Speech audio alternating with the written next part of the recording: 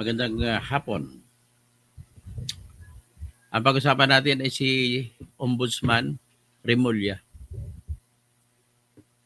Yung unang araw niya sa pag-upo na bilang ombudsman, mabigat ang dating. Ang dating niya po ay sobra pa sa hari. Yung unang araw niya pagpasok bilang ombudsman, nakasakay pa ng SUV na mamahalin, Lexus. Magkano ba yung Lexus na yan? Alam ko ano itong Lexus eh. Ay mamahalin ito na class ng Toyota.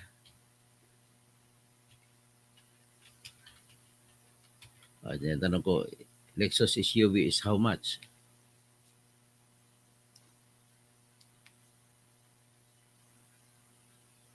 Uh, 2 million lang naman pala. 2.5 million. Pero meron tag 4 million. Yung pinaka good class. 5.9 million.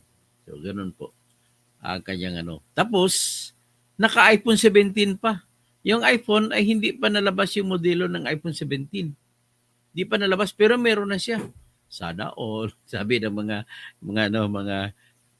walang iPhone. Oh, tapos, isa pa yan. Naka-flex na siya sa iPhone 17, nakawangwang pa ang SUV niya. Tapos, ang yabang niya dating sa media, kung hindi pa siya ombudsman, hinahanap niya mga media para interviewin siya. Ngayon, wala mo na.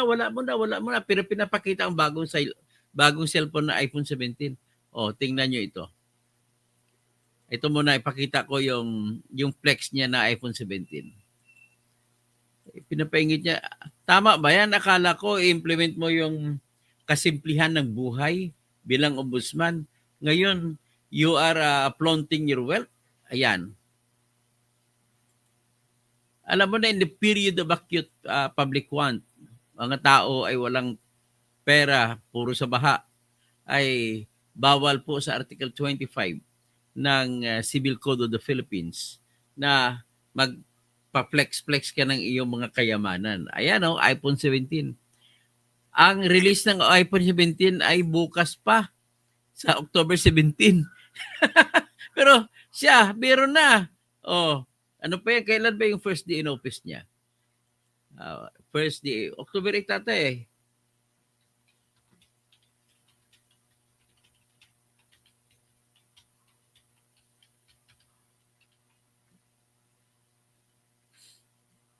First day in office niya ay October 9. Grabe. Hayop ka, Boying. Bang klase si Boying. Ha? Oh, naka-iPhone 17 yan. Tingnan natin. Ipi-play ko na naman ngayon yung kanyang pagpasok na kung saan hinarang niya, umayaw sa, kunwari, ayaw niya magpa-interview, pero publicity hungry naman ang taong ito. Kunwari, ayaw magpa-interview. O, tingnan, hiramin ko muna kay Eli Saludar yung kanyang video ang kanyang vlog. Ipapasok ko yung vlog ni Eli Saludar. Pasok natin. Palangho ng panunungkulan ni Ombudsman Jesus Crispin Remulla, ewan ko lang kung napansin ho ito ng iba, pero ako napansin ko ho ito nang pumunta ho siya sa kanyang opisina at mag-report sa kanyang unang araw na trabaho bilang ombudsman. Isa po sa aking napansin, baka iba hindi po napansin, yung paggamit ng blinker ng sasakyan ni Ombudsman Crispin Remulla. Jesus Crispin Remulla, mga kababayan. At, well, kasi, eto, tinignan ko mabuti, mga kababayan, at nag-research ako na mabuti, na kung saan ay yung mga authorized users, yung mga pwede lang hong gumamit. Para bukas ito lang ho, yung presidente, Vice President, Senate President, Speaker of the House at ang Chief Justice ng Korte Suprema. So ito lang ho ang sinasabi na pwede na gumamit ng blinker o wangwang kung ano man, mga kababayan. Actually, nagpalabas din ho ng Administrative Order number 18 si Pangulong Marcos Jr. mismo, na kung saan ay ibinabawal sa lahat po ng mga government officials at iba pang empleyado ng gobyerno na bawal po silang gumamit ng wangwang. So ito, sinalisik ko mabuti. Wala ho nakalagay ng ombudsman pero ito panoorin niyo muna itong video mga kababayan. At kasi kaya tinitingnan ho natin mabuti, ito pong si Ombudsman na Remulla dahil sa ang kanyang binabanggit ay siya po ay magpapatupad ng batas para sa lahat. Kaso kung simpleng batas ho na panuntunan ho na bawal ang blinker, kanyang nilalabag, parang hindi ho tama. Kayo humusga.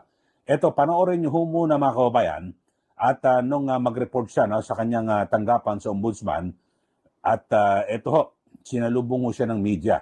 Panoorin ho natin, yung kanyang napakagarang sasakyan, Lexus luxury car. Tapos yung ginanon niya, iPhone 17.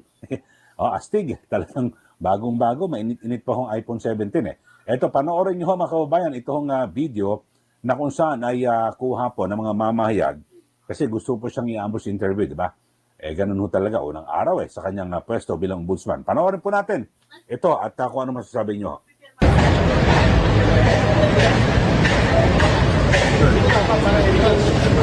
Hi, good morning, Ombudsman. Tamang flex niya, handa niya, nilagay niya sa kamay na kanang kamay niya, yung iPhone 17, pinapakita niya. Flex lang. Wag, ayaw kunwari, nakangisi. Kunwari, ayaw magpa-interview sa mga media. Please.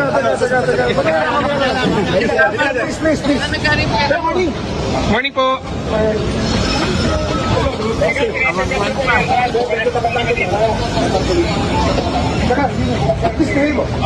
Okay nyo, napanood nyo ho mga kababayan. So, yan po.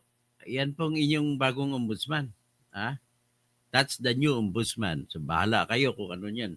Pero ito nga, isabihin ko lang, despite the fact na may reklamo, sige, wait ka lang kasi magsasampa po ako ng petition kontra sa iyo. In the hope na pag manalo ako, matanggal ka pag ombudsman. Yan. Ted Danton, napansin mo lang ba dahil DDS ka? Ay, ano na, ang layo naman ang layo naman sinasabi mo, Ted Danton. Masyado kang kamangot bila sa ibuhaw. Anong koneksyon sa DDS? Gusto mo mga corrupt na Marcos? Yeah. Kunwari ka pa na hindi maka-Marcos. Helen Bagyo, baka surplus. Hindi po surplus yan, bago. Bukas pa lang, October 17, ang release ng bagong iPhone 17. Mayroon na siya. Pumunta ba siya ng Hong Kong, Singapore, para bumili ng iPhone 17? Ang alam ko sa buong Asia, sabay-sabay ang release ng sabay-sabay ang release ng bagong sa iPhone sa Amerika, nakakuha na siya, ibig mabigat ka talaga. Sobra-sobra. Talagang hindi ka bagay mag-ombudsman kasi mahilig ka mag-flaunt ng iyong wealth in the times of acute public want. Alam nyo, may bagyo ngayon, may lindol, ang mga tao lahat ay walang makain. Tapos ikaw, may pa-flex-flex pa ng iPhone 17. Meron ka pang SUV mo, tag 6 million. Yan. Kaibigan niya ang gusto ni Ted Danton. Yung mga ganong klaseng mga tao, mahambog. Anong kinalaman? Ginagawa nyo lang DDS para pantabon sa issue. Style nyo mga bulok. DDS ka para matabunan ng issue ng baha. Ay, ang mga pagnanakaw, kinakampihan mo pa magnanakaw, Ted Danton, I don't like your style. Soothing and meditation, ganyan talaga yan ang katas ng bend the law. Yan sabi ni bend the law. Yan, sabi ni soothing and meditation. Tapos Helen Bagyo, good morning po. So yan na po ang ating masasabi dyan. It's up to you it's up to your judgment, Ted Danton, kung gusto mo yung ganung opisyal. Well, it's up to you. But we who do not want that, we will fight for our right to replace it, to remove him. Unang-una, hindi siya magiging fair dahil ang requirement po sa ombudsman ay dapat fairness, absolute fairness. Paano magiging fair ang politiko? Yan lang, ganun lang po. Okay? So if you do not understand that, Ted, I don't know what is.